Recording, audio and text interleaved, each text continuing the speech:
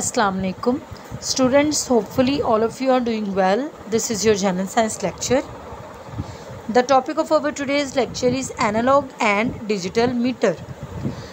अभी तक जिन मीटर्स के मुतालिक आपने पढ़ा है, इनमें रीडिंग लेने के लिए सर्कुलर स्केल पर सुई की पोजीशन देखी जाती है। सो स्टूडेंट्स, यहाँ पे बताया जा रहा है कि अभी तक जितने भी मीटर्स के बारे में आपने रीड किया है, इनकी रीडिंग को मेजर करने के लिए सर्कुलर स्केल के ऊपर मौजूद जो सुई होती है, जो पॉइंटर होता है, उसकी पोजीशन को देखा जाता है। चूँकि स्केल मुसलसल है, कॉन्टीन्यूस है, इसलिए स्केल के अंदर हर रीडिंग मुमकिन है। ऐसे मीटर्स को एनालॉग मीटर्स कहते हैं, जैसे कि फिगर 8.20 में दिखाया गया है।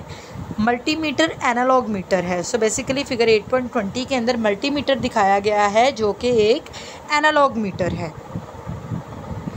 करंट, पोटेंशियल डिफरेंस और रेजिस्टेंस मापने का एक इलेक्ट्रॉनिक इंस्ट्रूमेंट भी है, जिसे डिजिटल मल्टीमीटर कहा जाता है।